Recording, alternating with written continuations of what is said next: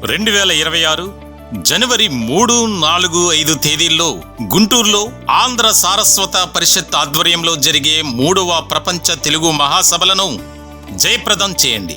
రండి, తెలుగువాడి ఘనతను, తెలుగు భాష గొప్పతనాన్ని ప్రపంచానికి చాటి చెబుదాం. 3వ ప్రపంచ తెలుగు మహాసభలను నెంబర్ 1 ఓటీటీలో ఉచితంగా వీక్షించండి. నెంబర్ 1 ఓటీటీకి ఎటువంటి చందా చెల్లించకుండా నెంబర్ 1 ఓటీటీను ప్లేస్టోర్ లేదా యాప్ స్టోర్ నుంచి మీరు డౌన్లోడ్ చేసుకుని మా ప్రసారాలు ఉచితంగా వీక్షించవచ్చు. ప్రకటనల కొరకు సంప్రదించాల్సిన ఫోన్ నెంబర్ 7893935555. నమస్తే. సామాన్యుడి చేతిలో సామాజిక అస్త్రం నెంబర్ 1 న్యూస్కి స్వాగతం. నేను రవీంద్ర. వైఎస్ఆర్సీపీ ఈ పార్టీకి 2026వ సంవత్సరం కలిసి వస్తుందా? 2025 అంతా ఒక రకమైనటువంటి ఇబ్బందికరమైనటువంటి పరిస్థితులను ఎదుర్కొంది. 2026 ఎందుకో జగన్మోహన్ రెడ్డికి బాగా కలిసి వస్తుంది అనేది ఇప్పుడు రాజకీయ వర్గాల్లో చర్చ జరుగుతుంది. చాలా కీలకమైనటువంటి పరిణామంగా మనం చూడాలి. 2024 ఎన్నికల్లో ఘోరమైనటువంటి ఓటమిని చవిచూసినటువంటి జగన్మోహన్ రెడ్డి ఆయన ఏ విధంగా వెళ్ళాలి, మనం వస్తున్నటువంటి ప్రతి సవాళ్ళను ఎదుర్కొంటూ ప్రతికూలమైనటువంటి పరిస్థితులను అనుకూలంగా మార్చుకుంటూ ఇబ్బందులను అన్నీ కూడా తట్టుకుంటూ ముందుకు వెళ్ళాలి. చాలా చాలా కష్టమైనటువంటి టాస్క్ ఇది.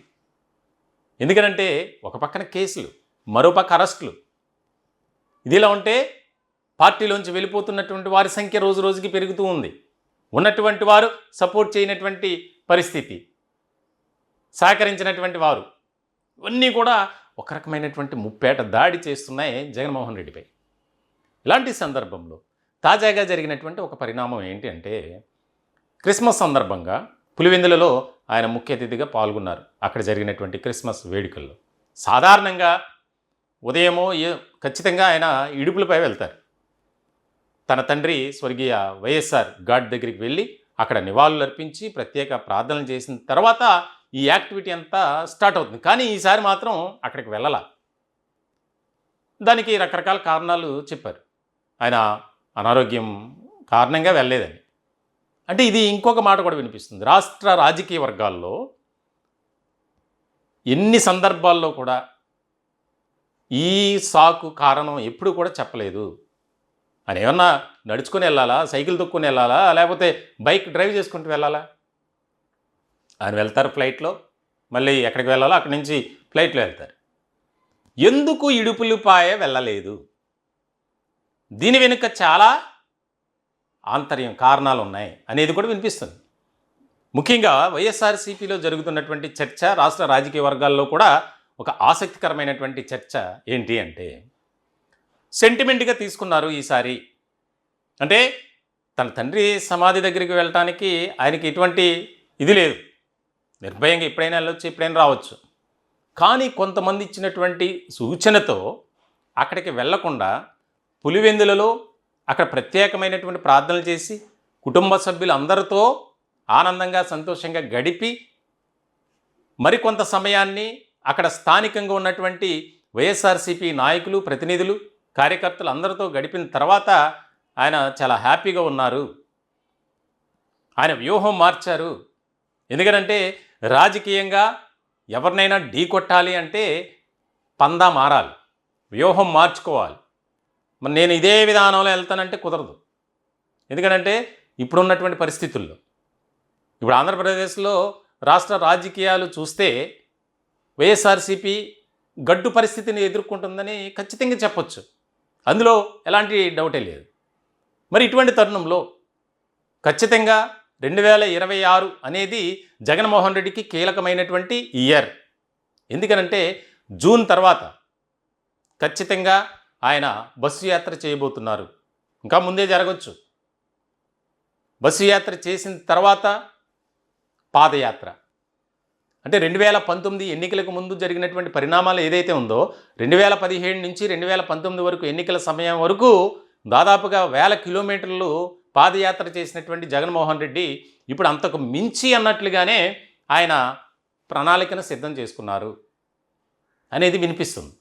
ఎందుకంటే పార్టీని బ్రతికించుకోవాలి, పార్టీని నడిపించుకోవాలి, క్యాడర్ను కాపాడుకోవాలి.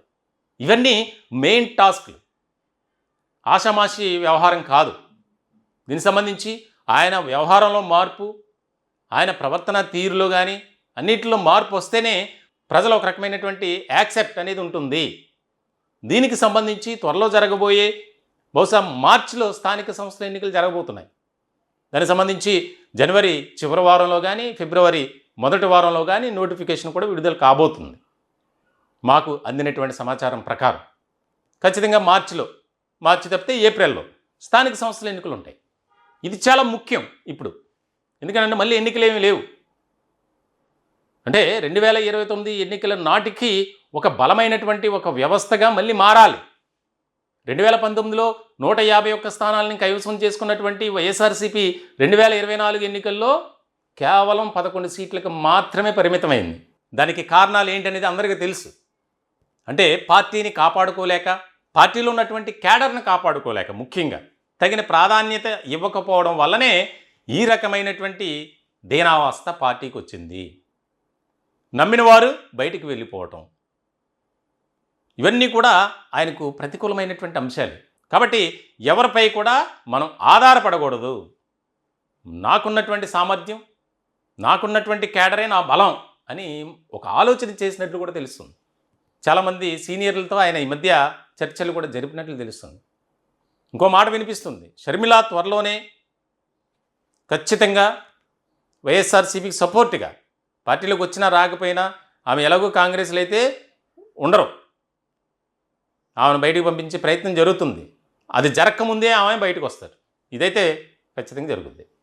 కాబట్టి ఇలాంటి సందర్భంలో జగన్మోహన్ రెడ్డికి ఫుల్ సపోర్ట్ ఇచ్చినటువంటి తల్లి కానీ చెల్లి కానీ విజయమ్మ, షర్మిల ఇక్కడ ముఖ్యమైనటువంటి పాత్ర పోషించబోతున్నారు మళ్ళీ అనేది. అంటే ఎంతో ఆప్యాయతగా, ఎంతో అభిమానంతో ఈ క్రిస్మస్ తల్లి కుమారుడి మధ్య జరిగింది అనేది కూడా దానికి ఉదాహరణ మనం చూస్తున్నాం. ఎప్పుడు కూడా కేకులు తినిపించుకోవడం అంతా జరుగుతుంది. కానీ ఆ ఫోటో చూస్తుంటే ఒక రకమైనటువంటి ఆనందం, సంతోషం ఇద్దరిలోనూ ఉంది. ఎందుకనంటే ఇప్పటి వరకు ఆ ఫ్యామిలీలోనే ఏర్పడినటువంటి వివాదాలు కావచ్చు, విభేదాలు కావచ్చు. ప్రతి ఫ్యామిలీలో ఆస్తి వివాదాలు ఉంటాయి, గొడవలు ఉంటాయి, కామన్ అవి. వారి మధ్య కూడా అదే రకంగా ఉన్నాయి. కేవీపీ రామచంద్రరావు ఏ రకమైనటువంటి పాత్ర పోషించారో ఈ విషయంలో అనేది ఇక్కడ ముఖ్యమైనటువంటి అంశం.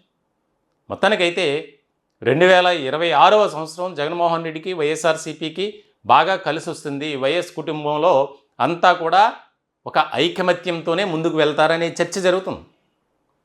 మొత్తానికైతే మరి ఏం జరుగుతుంది, ఏ రకమైనటువంటి ప్రత్యేకమైనటువంటి వ్యూహంతో అడుగులు వేస్తారు? ఎందుకంటే జగన్మోహన్ రెడ్డిని ఎప్పుడూ కూడా తక్కువ అంచనా వేయకూడదు అనేది ప్రతి ఒక్కరు చెప్తారు. దానికి సంబంధించి ఇప్పుడు కూటమిలో ఏర్పడినటువంటి పరిస్థితుల్ని అస్త్రంగా చేసుకొని, వాటిని మలుచుకొని నేరుగా ప్రజల వద్దకు వెళ్ళి ప్రజలతో మమేకమయ్యి కూటమి ప్రభుత్వ పాలన గురించి వివరిస్తూ దాన్ని వారికి అందిపుచ్చుకునే అవకాశంగా మార్చుకోబోతున్నారు త్వరలో అనే చర్చ కూడా రాష్ట్ర రాజకీయ వర్గాల్లో బాగా జరుగుతుంది. ఇప్పటికైనా ఆయన మైండ్ సెట్ మార్చుకోకపోతే, అంటే ఆలోచన విధానం మారకపోతే భవిష్యత్ కాలంలో తీవ్రమైనటువంటి పరిణామాలు ఎదుర్కోక తప్పదు అనేది రాజకీయ విశ్లేషకులు చెప్తున్నటువంటి మాట. ఇవన్నీ కూడా పరిగణలోకి తీసుకొని ఆయన ఖచ్చితంగా ఆయన పందా మార్చుకోవడానికి సిద్ధపడుతున్నట్లు మనకు తెలుస్తుంది. చూడాలి ఎటువంటి పరిణామాలు ఉంటాయనేది చాలా కీలకంగా మారేటువంటి అంశం.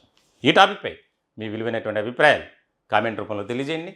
దయచేసి మా ఛానల్ని సబ్స్క్రైబ్ చేసుకోండి. Thank you.